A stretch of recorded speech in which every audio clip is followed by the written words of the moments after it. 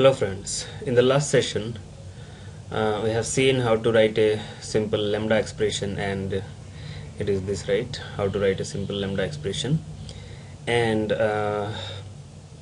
how to store that into a reference variable, and how instead of writing a anonymous in a class like this, and you are writing a lambda expression, and a lambda expression is actually a block of code which you are going to store into a variable, and then you are going to use it, right? So this we have seen in the last session, and now here this we have seen a very simple lambda expression. Here we are going to see the other use of lambda expression and how you can use lambda expression in some particular scenarios. But before going into the various use of lambda expression or various syntaxes to write lambda expressions, we will discuss here what is the advantages of lambda expressions, or why we need a lambda expression, right? So from here only you understood some points that why we need lambda expression. Here you can say by using anonymous in a class, how many lines of code we are writing here, but all these code, these many lines of code actually we are writing inside this is small expression, right? So you can say one use of lambda expression is reducing the lines of code. Instead of writing this many lines of code, you are writing only one small expression, and you are storing into this variable, and you are using it later, right? Or instead of declaring a separate class for this interface to implement, here we are implementing a separate class for this interface, implementing the method, and then creating the object of that class here and calling the method, right? So a little bit simple from this. Instead of creating a separate class, previously we used to write the anonymous in a class. Now anonymous in a class is also not required, and you can do the same thing by using a lambda expression. So this is one use of lambda expressions, right? It is reducing the lines of code, and then it is reducing actually the complexity of anonymous in a class, right? Anonymous in a class, you are writing like this. This is a subtype of this my interface implementing this code, and you are using this. So one use of anonymous in a class, lambda expression is it reduces the lines of code, and it decreases, or it removes the complexity of anonymous in a class, right? So we'll write here what are the advantages of lambda expressions. So first one we have seen, the first one is, so the first advantage of lambda expression, it reduces the, by using lambda expression we can reduce the lines of code. We can reduce the lines of code, right? And the next one we have seen is it resolves the complexity of anonymous class. It resolves the complexity of anonymous class. And third one is we can handle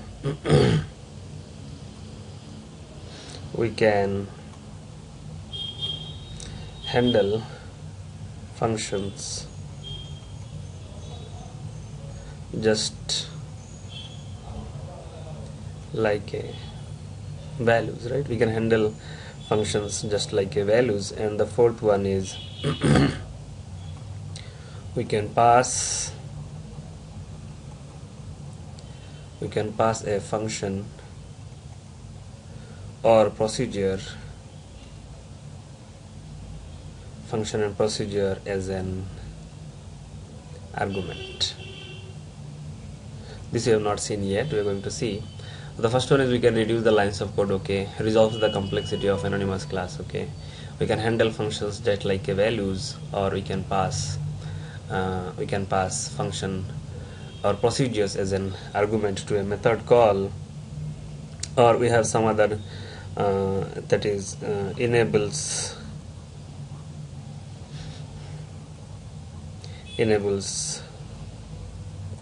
support for parallel programming, and it is also sixth is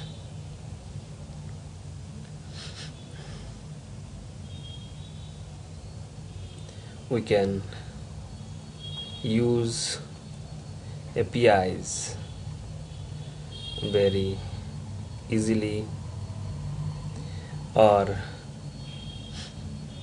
7, and the most important point is it enables functional programming. It enables functional programming. Or the 8th one is we can write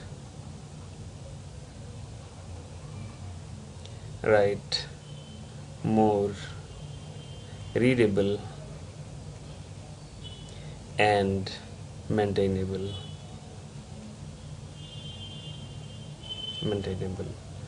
code, right? And it has so many other features. So some of this is we can reduce the lines of code, resolve the complexity of anonymous class, we can handle functions just like a values, we can pass function or procedure as an argument to a method call, enable support for parallel programming. We have not seen that yet, we are going to see in later sessions. We can use API very easily, it enables functional programming, and we can write more readable and maintainable code, and so like that so many other features are there, and some of that we are going to discuss in best practice of Lambda expressions, right? How easily you can use, or what are the best practices for Lambda expressions. So in these some of that we are going to see, parallel programming we are going to see at some point, and we can write more readable and maintainable code, that already you understood, and it is API also how we can use, we are going to see that at some point. And the most important one is this, it enables functional programming, right? It enables functional programming. Now what exactly is a functional programming? What is the meaning of functional programming, and why that is, or what is functional programming actually? So if I take an example something like this, say I have a method like this, I have a method void show is a method show, and it has some int x is an input and int y is an input, right? And what this function has to do is it has to return x plus y or something. Then the function type should not be void and it should be int. So this is a valid function, right? Show is a function, it is having two parameters, int x and int y, and it has to return x plus y. Now how many inputs are there in this function, and how many outputs are there in this function?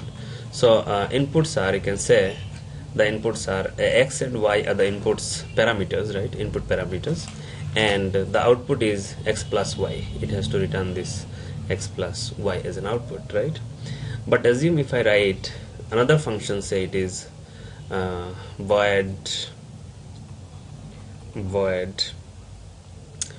disp is a function, disp, and it is taking a string s as an argument, and say I'm writing like this, int length is equal to s dot length. You should give a length, and if say length is not is equal to 0, then it has to say another function somewhere. Say I have a function somewhere, disp or show is a function somewhere, void show is a function, and this also takes a string as an argument s, and in this it has to print SOP statement of s, right? Now when we will call disp here, disp string of s is an parameter input, and if the length of this is not 0, then has to print, not print actually, it has to call show with s, right? Show with s, right? So this is the function, and it has to call the show function, and finally say it is, I'll take it like this: if length is not is equal to 0, then it has to call show with this s as an argument, and finally it has to return say length, return length, right? So this is the function. Now here, this again, the return type should not be actually void, so the return type should be here int, right? Return type should be int, and that was also int. So this return type is now int, right? And this is the function. Now how many inputs and how many outputs are there in this function? So this is when you say like this, when you see like this yes is a input and this length is a output, but actually not like this. When you call this disp function, you have to call with some reference variable, say some a1.disp, and here you are giving say hello, right? And this hello is going to store here in s. This s is having hello now, hello, and when you say this is a variable int length, and it is s dot length. Now this is again a function call. To call this function again, the control has to go out from here and has to go somewhere. It has to get that input, and that input should store into length. So this is again getting another input.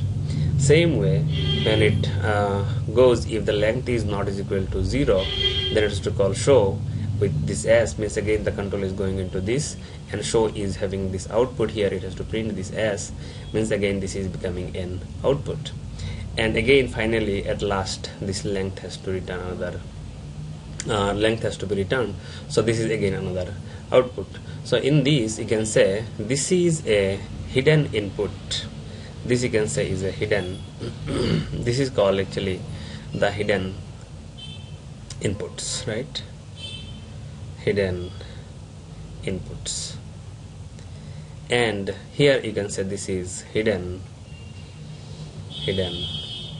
outputs, hidden inputs and hidden outputs. And you can see, when you see the function signature, how will you see? Int, disp and string. So when you see just the function signature, or when you actually use it, how will you see that? Int, disp, and this is string s, right? So this is the function. Now you can say here this function is having one output which is of type int, and this function is having one input which is of type string. But actually when that function gets executed, the function is having one input that is hidden input, and that is length, and it has another hidden output which is s, and this is a hidden output, right? So these hidden input and hidden outputs are called as side effects. These are called as side effects. This is one side effect, and this is another side effect, right? So in one program, when you are writing a function like this, in a object-oriented programming or somewhere, when you are writing a function like this, then the function can have so many hidden inputs and so many hidden outputs, which are called as side effects. Now when you see a function like this, say int disp is equal to string, and it has a block something like this, assume this is a block, and here this is the function. Now when you see this function just like this, you cannot actually understand what are the hidden inputs and hidden outputs are available in this function, and it can have so many hidden inputs and so many hidden outputs, right? So these hidden outputs and hidden inputs are together called as, all these hidden inputs and outputs together are called as complexity icebergs. Complexity icebergs, right? So a function can have so many complexities internally, or so many hidden inputs and so many hidden outputs, or side effects, whatever you call. So if you say like this, the function is, when you are just declaring the function or when you are implementing the function, the inputs and outputs at the surface level, when you see, you can understand only this is an input and only this as an output, but internally it can have so many side effects. So by looking at this signature, actually you cannot understand what are the inputs it needs and what are the outputs it may have, or what are the complexity icebergs. So what we can do is, instead of writing this function in this way, we can do a little bit modification on this, and I can say it is int disp of, say, one string s, and I can use one more parameter here. Say this is length. I can give here length directly with another parameter, and I can say here, if this length is not is equal to 0, then you call show with s, right? And finally return the length. So I can write it like this. So when you are writing the function, or when a function is having so many hidden inputs or so many hidden outputs, then this function is not a pure function. It is not a pure function. It has some complexity icebergs. So a function is pure, or what is a pure function is, a pure function is, you have to explicitly declare, or you have to explicitly mention the output, the input of a function, and what are the inputs, you write it as input, and what are the outputs, you write as a output. Like this means in the function signature only you have to write what are all the inputs and what are the outputs you need into a function. So this is called as a pure function. But pure function, when you are writing, always we cannot, for example this s.show, we cannot always avoid, right? So pure function is, you can say, what are the hidden fields are there, all the hidden fields or the hidden inputs and hidden outputs is to bring to the surface, or to bring to the signature of the function, so that by looking at that signature only anyone can understand what are the inputs required for this function and what are the outputs required for this function. But always we cannot do that. But for example here, for length, this is an input, and I have reduced that input, or we brought that into this surface by giving here the length itself instead of calculating that inside the function. But show.s we cannot bring into the signature, so this is here only. So a pure function means we need to bring all the hidden inputs or hidden outputs of a function into the function signature as much as possible. So this is a pure function. So now, what is functional programming? A functional programming is nothing but to reduce the hidden inputs and hidden outputs of a function and write some pure functions, so that the function should describe only the relationship between an input and output. It should not have any hidden inputs and hidden outputs. By looking at that signature only, you should understand what are the inputs required and what are the outputs required. So this is a functional programming. Now, a functional programming language is what the language which encourages to write pure functions into the program, and removing the hidden side effects as much as possible. So this is pure function, or what is functional programming, or what is functional programming language. Now in Lambda expression, what we have seen is how we have written a Lambda expression is, say, now in the last session we have seen to write a Lambda expression is like when you have a void show is a function, and which is having an input in this int x, and sorry, this is actually inside an interface, and it is abstract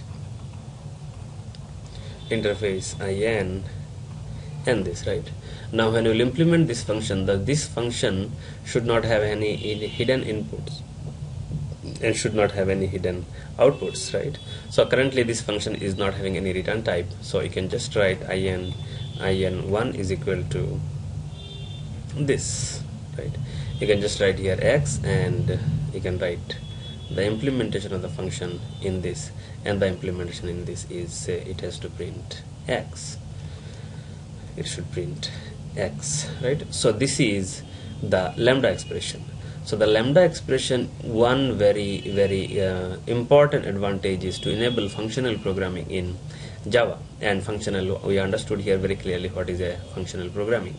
So Lambda expression keeps a tight control over the function implementation to remove the hidden inputs or hidden outputs or the side effects into the program or into the function. So this is what is functional programming and what functional programming. Lambda expression enables functional programming in your application. Now we are going to see some other uses of Lambda expression, or how you do write a Lambda expression or an input or a. So in last session we have seen this piece, and the function implementation interface is having show function, and show function implementation with a class you did here, and then you have created this object and you called, right, or anonymous class, or a simple Lambda expression. Now I are going to see some other use of this Lambda expression. Other ways how you can write a Lambda expression is, so I'll draw a line here and say another my interface, my in4 is Lambda expression you have to write, right? This is the Lambda expression, and this is the body, right, of the Lambda expression.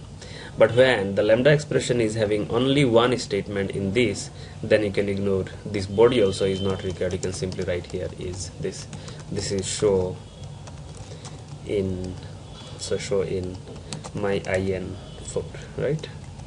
So this is just when your Lambda expression is having only one statement, you can ignore the body also. Body is not required at all, and you can then call here, so this is my in4, and just print and see the output.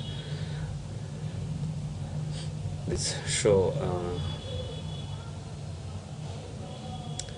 okay, you run it again. Sorry, I have to call the show function here, right? I have to call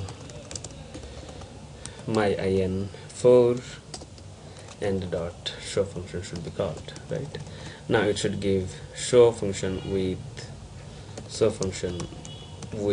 my in4 reference variable, and you run it, it is this. So when Lambda expression is having only one statement, you can ignore the body also, right? Next, if it is having multiple statements, if the Lambda expression is having multiple statements, then you can write it like this. Say my interface, my in5 is equal to this, and it is having as a multiple statements. Then multiple statements, you must write the body block, and inside the block you have to write your statement. So I'll write here, this is hello guys, and again this is hello guys, right? Multiple statements when you have. Then block notation is mandatory, you have to write the block notation, and then you can say here this is you can say my interface 5 dot show, run it, it is this, right? Hello guys. Next, when a Lambda expression is having a parameter, so Lambda expression with parameter, I'll take one more somewhere. So this is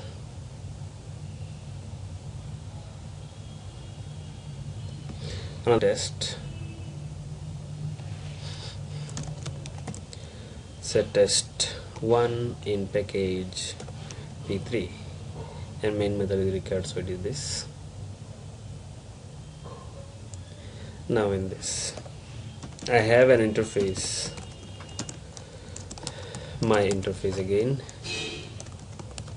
and this is having a method void show, but this time show is having a parameter int x, one integer type parameter you have to supply, right? And now for this, how will you create a Lambda expression, right? So you have to write my interface, my in1 is equal to this, right? And I'll have one statement here. The statement is actually, say it has to print the value of x. So you have to write here just int x, which is having a parameter like this, right? A parameter, and you are writing one statement. So this is the implementation of the function, right? Function implementation. You don't confuse here. This is the function implementation of show.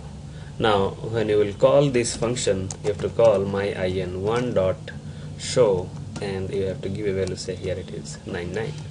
Now what is the function implementation? Whatever argument we are taking here is going to print at this point, right? So you can just run it and you should get here 99. So this is 99, right? Function is having one. This is the function implementation, okay? Don't misunderstand this or don't confuse here. This is actually the function, this show function implementation we are giving at this point, and function implementation is stored here. Similar like how it is, say if I write a class A which implements my interface, and inside this I'll write a function implementation, right? Void show int x, and here I'm writing print the x, right? So this part, and actually it is public, so it is public, right? So this part, this implementation, we are just copying from here. You just copy it from here and put at this point, this, right? And you have to add one extra arrow, right? This. So this is the function implementation, and this is one termination. And because it is having only one statement, so block notation also I can ignore, and I can write it like this.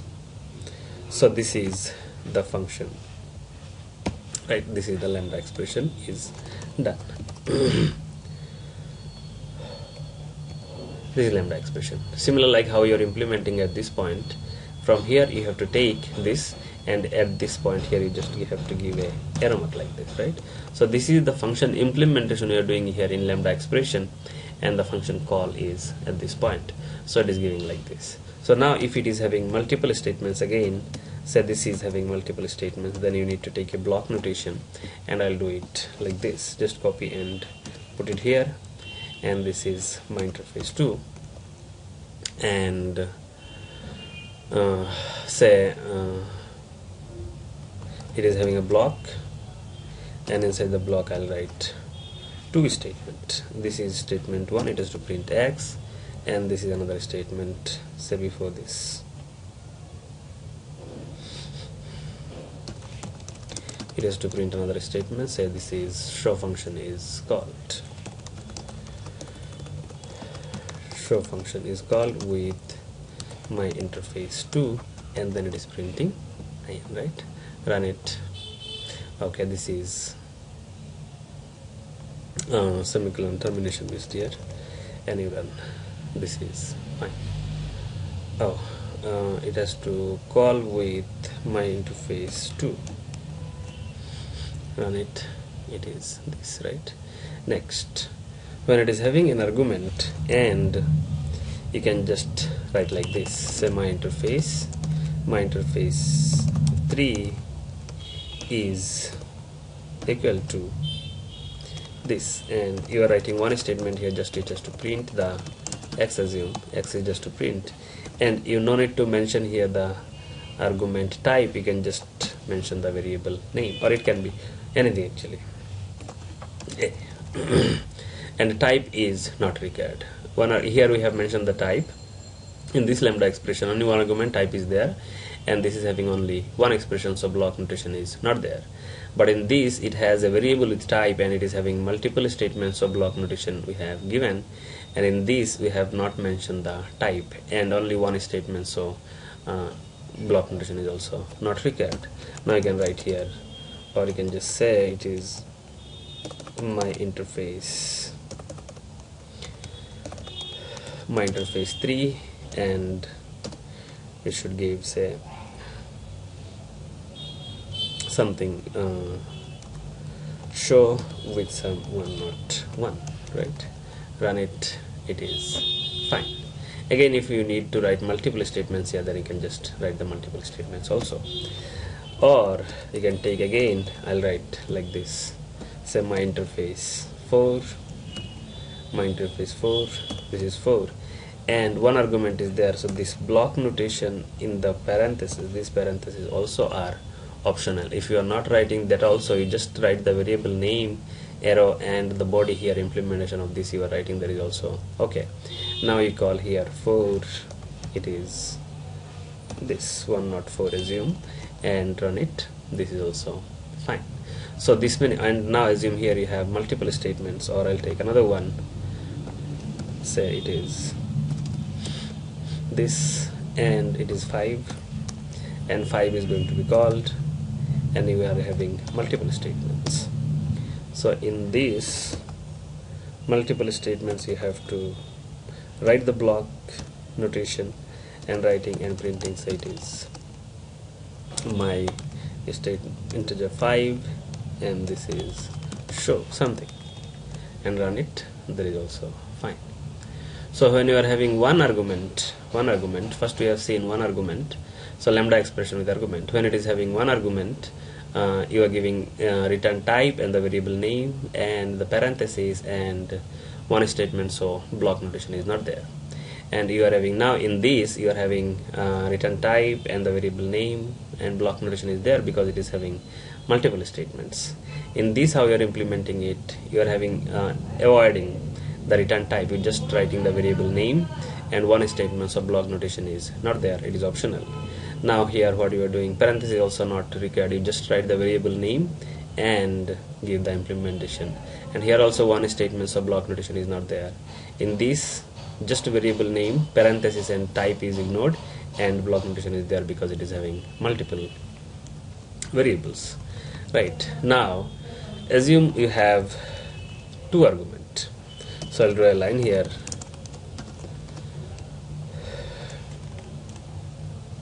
Two arguments, or I'll tell that argument is of suppose argument is of generalized type. We are using generics with this, and it is some if I want to use generics here, say this my interface is generalized type, and it has to give here say some t, and x of this is t type.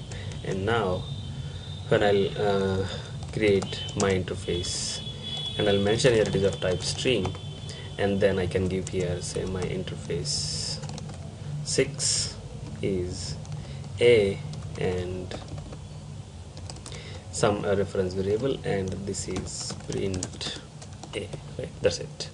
And now when I'll call my interface 6, my interface 6 dot show, and because it is generalized with a string, so you have to give here one string value, say it is hello, right?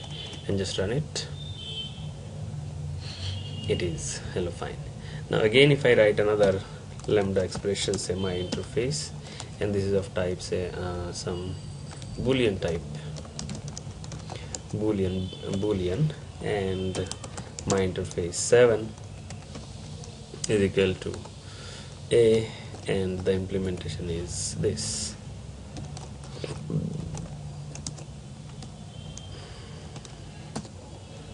So this is a, print a, and I'm calling my interface 7 dot show, and now I have to give a boolean value, so it is true, and just print it. The function is called printing true. So this is one argument with generics, okay, one argument with generics. Now if we have multiple arguments at this place, not one argument, it is multiple argument, so I'll take another test, say test 2, or a new package p4, and this is test 1, right? And in this, when I have say interface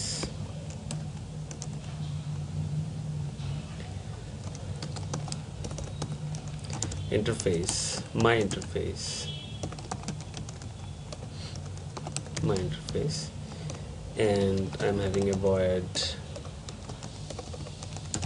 show is a method that is taking two arguments, int x and int y, right? That's it. Now I want to write a lambda expression for this. Then my interface, my in1 is equal to int x and int y, and the implementation is one statement, so I'll just write x plus 1 tab space, it has to print, and that is y, right? Now if you call my in1 dot show with true value 10 and 20, right? and just run it, it is to print 10 and 20. So it is printing 10 and 20. But if it is this statement, you can write like this also. So say my interface in2 is int x, int y, and it is having multiple statements. So this is here, and print x plus x, you print, and print y also. So this is having multiple statements. Now you just run again and check. It is call the function my interface 2 dot show, and so I'm giving here 99 and 88. Run it. It is this, right? Or I'm having my interface my in3 and not mentioning the data types. I'm just mentioning a comma b something, and then printing a plus one tab space plus b. Now call my in3 dot show with 1 1 and 2 2 and run it. It is fine, right? And I am not mentioning the data types in this. But now what I will do is, if I write like this, so this only I will modify, just copy and put here, and this is my in4 dot show. Now if I don't use this parenthesis, this is not okay. When you have only one argument, and if you are not using this parenthesis, it is fine. But if you have more than one arguments, parenthesis is mandatory. So this is not okay, and this is also not there. Okay. In previous example, here we are seeing this parenthesis is optional when you are having one argument, right? In this we have seen you are not giving any parenthesis, and it is still working fine. But when it is two argument, you must have to give the parenthesis. You can ignore the data type, but parenthesis you must supply, right? Now the same if we see with generics. Say here I have generalized type, some A and B type. Now here this is X is A type and Y is B type Y, right? So this is the function now, generics. Now when you will create this, it is this 2 is giving in now because it is changed. So it is, I'm not mentioning the data types now, and it is fine, right? Now if I use this here, say my interface, and it is string and string, right? And this is my in4 is equal to, this is some s1 and s2, and it is to print s1 plus, it is to print s1 plus 1 tab space plus s2. And if I write, say this is my in4 is dot show with hello, and say this is hi, right? And run it. It is this hello and hi. Now again if I use like this, say my interface integer and integer, right? And this is my in4 5 is s1, sorry, in1 and in2, right? And print that the implementation is print in1 plus in2, and call the function my in5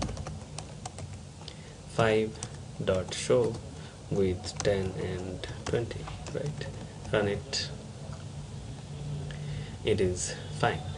Or if I write my interface, say string and integer, right? String and integer, and this is my in6 is equal to s1 s and I. Then you write it s plus I, right? A string concatenation it will perform, and then you give here my in6 dot show, and it is ABC, and this is 6. Run this, it is fine. So lambda expression with multiple parameters you can write like this. Okay, lambda expression with multiple parameters you can write like this. So next we are going to see lambda expression with return type, and that we are going to see in the next session. Thanks for watching my video. Please subscribe for more videos.